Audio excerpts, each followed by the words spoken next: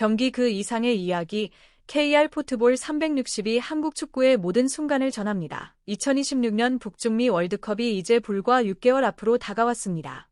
이 대회는 손흥민에게 사실상 마지막 월드컵이 될 가능성이 크지만 그가 특별히 바라던 방식의 무대는 아닐지도 모릅니다. 그런데 며칠 전 월드컵 공식 SNS에 다소 의미심장한 게시물이 올라왔습니다. 각국 대표팀 유니폼 사진 9장이었는데 얼굴이 아닌 등번호와 이름만 클로즈업된 이미지였습니다. 이번 월드컵 본선에는 무려 48개국이 참가하는데 왜 하필 9명만을 이렇게 강조했을까요? 아마도 전 세계 누구나 이름만 보고도 알아볼 수 있는 진정한 월드클래스 선수들만을 엄선했다는 의미일 겁니다. 그리고 그 9명 안에 놀랍지만 당연하게도 손흥민의 대한민국 대표팀 7번 유니폼이 당당히 포함돼 있었습니다. 공개된 명단을 보면 벨기에의 데 브라위너, 잉글랜드의 케인, 폴란드의 레반도프스키, 크로아티아의 모드리치, 그리고 대한민국의 손흥민. 여기에 프랑스의 음바페, 아르헨티나의 메시, 브라질의 네이마르, 포르투갈의 호날두까지. 이름만 봐도 가슴이 뛰는 선수들입니다. 특히 손흥민의 이름이 이 전설적인 선수들 사이 한가운데에 있다는 점이 더욱 인상적입니다. 이들은 늘 발롱도르 후보로 거론됐고 실제로 그 상을 들어 올린 선수들도 포함돼 있습니다. 손흥민이 이들과 나란히 언급된다는 사실은 여전히 믿기 어려우면서도 동시에 충분히 자격 있는 결과라는 생각이 듭니다. 더 흥미로운 점은 우승 후보로 자주 거론되는 독일이나 네덜란드, 스페인 출신 선수들이 이 명단에 없다는 점입니다. 개최국인 북중미 지역의 선수들 역시 포함되지 않았습니다. 개인적으로도 세계적인 주목을 받는 다른 스타 선수들, 그리고 일본 선수들 역시 이름을 올리지 못했습니다. 그렇기에 손흥민의 포함은 더욱 특별하게 느껴집니다. 이 장면은 분명한 메시지를 담고 있습니다. 손흥민은 이제 아시아를 대표하는 선수를 넘어 전 세계가 인정하는 현재 진행형 레전드와 어깨를 나란히 하는 존재라는 사실입니다. 그의 이름은 더 이상 설명이 필요 없는 브랜드가 되었고 월드컵이라는 무대에서 그 가치는 여전히 빛나고 있습니다. 정기 구독을 신청하면 필요할 때 자동으로 받아볼 수 있습니다. 연말을 맞아 부담을 낮춘 조건으로 준비돼 있어서 하루 커피 한 잔 정도의 비용으로 건강 관리를 시작할 수 있는 기회이기도 합니다. 2026년을 앞두고 스스로의 컨디션이 어떻게 달라지는지 직접 느껴보셔도 좋겠습니다. 자세한 내용은 고정 댓글을 참고해주세요. 그리고 이야기는 여기서 끝이 아닙니다. 유니폼 사진이 공개된 다음 날 월드컵의 과거와 현재를 대표하는 선수들을 비교한 사진들도 함께 공개됐습니다. 그 명단 안에도 손흥민의 이름이 있었습니다. 처음은 아르헨티나의 메시였고 그 다음은 포르투갈의 호날두가 이어졌습니다. 이어서 다소 유효의 인물 나이지리아의 빅터 오시멘이 등장했습니다. 나폴리에서 함께 뛰었던 김민재와도 인연이 있는 선수로 한때 차세대 스트라이커로 큰 주목을 받았던 이름입니다. 맨체스터 유나이티드, 파리 생제르맹, AC 밀란, 첼시, 리버풀 등 여러 빅클럽의 이름이 거론될 만큼 경쟁이 치열했지만 구단과의 갈등으로 인해 이적이 성사되지 않았고 현재는 갈라타사라이에서 활약하고 있습니다. 김민재 역시 독일 무대를 거쳐 나폴리로 그리고 다시 최상위 팀으로 옮기며 커리어를 쌓아왔습니다. 선수의 흐름이라는 것이 늘 예상대로 흘러가지는 않지만 그만큼 축구파는 변화가 빠르고 복잡하다는 걸 느끼게 합니다. 오시멘의 등장은 다소 놀라웠지만 그 다음에 등장한 인물은 역시 손흥민이었습니다. 공개된 사진 속 손흥민은 단정한 바가지 머리의 어린 시절 모습이었습니다. 다만 이 사진은 월드컵 당시의 모습은 아닌 것처럼 보입니다. 손흥민이 처음 월드컵 무대를 밟은 건 2014년 브라질 대회였고 당시에는 금발에 가까운 헤어스타일이었기 때문입니다. 이 사진은 더 이전 시기의 모습으로 보였습니다. 기억을 더듬어 보면 이 사진은 2011년 아시안컵 시절의 장면과 닮아 있습니다. 당시 손흥민은 대표팀 막내로 성인 무대에 처음 나선 대회였습니다. 나이는 18살이었고 그보다 한 살 위로 지동원이 있었으며 주장 완장은 박지성이 차고 있던 시기였습니다. 골문에는 정성룡과 김용대가 있었고 차두리와 기성용 같은 이름들도 함께했습니다. 이 대회는 손흥민에게 첫 국가대표 대회였고 피파가 공개한 사진 역시 호주에서 촬영된 장면입니다. 당시 손흥민은 경기에 출전하지는 못하고 사진에만 남아 있었습니다.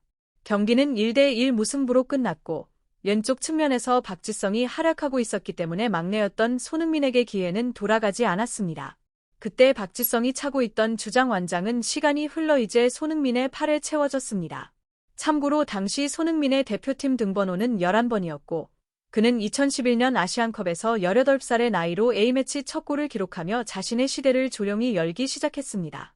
아시안컵 조별리그에서 후반 교체로 투입된 손흥민은 구자철의 패스를 받아 인도 수비진을 단번에 돌파했고 왼발로 깔끔하게 마무리했습니다. 그 순간부터 그는 이미 왼발을 오른발처럼 자유롭게 사용하고 있었고 전혀 어색함이 느껴지지 않았습니다. 피파가 공개한 두 장의 사진만 봐도 손흥민의 축구 인생이 한 편의 영상처럼 다시 떠오르는 느낌입니다. 손흥민 이후에는 이집트의 살라가 등장했고 이어 모드리치 그리고 지금은 수아레스까지 이어지고 있습니다. 가만히 생각해보면 살라는 처음 공개된 유니폼 사진에 포함됐어도 전혀 이상하지 않았을 선수입니다. 그런데 빠져 있었습니다. 결국 이 장면이 의미하는 바는 분명합니다.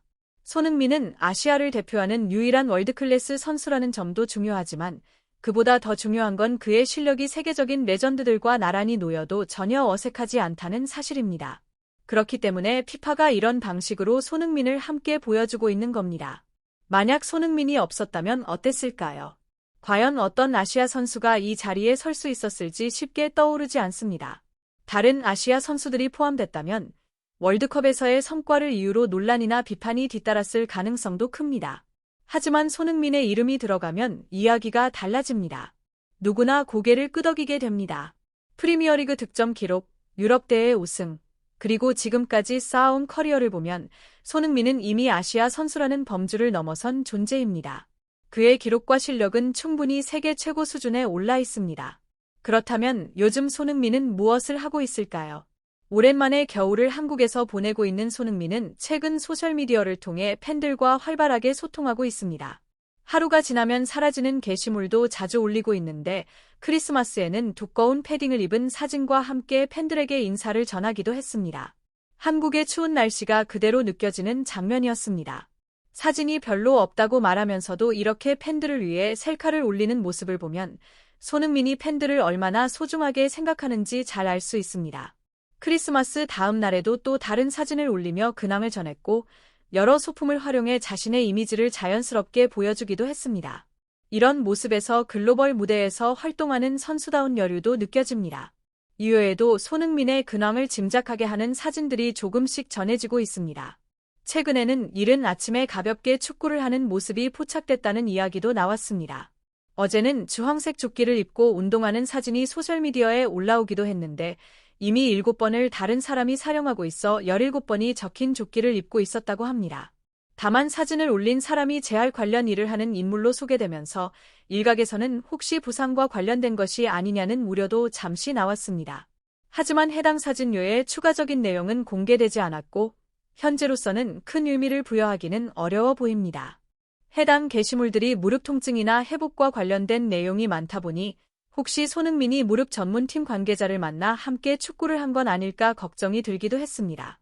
다행히 그런 상황은 아니었습니다. 댓글을 자세히 살펴보니 그 인물은 재활 담당자가 아니라 같은 축구팀 소속으로 우연히 함께 뛰게 된 경우였다는 걸 알 수 있었습니다. 손흥민은 그동안 팀을 위해 크고 작은 부상을 참고 뛰어온 선수이기 때문에 이런 소식에 놀라는 분들도 많았을 겁니다.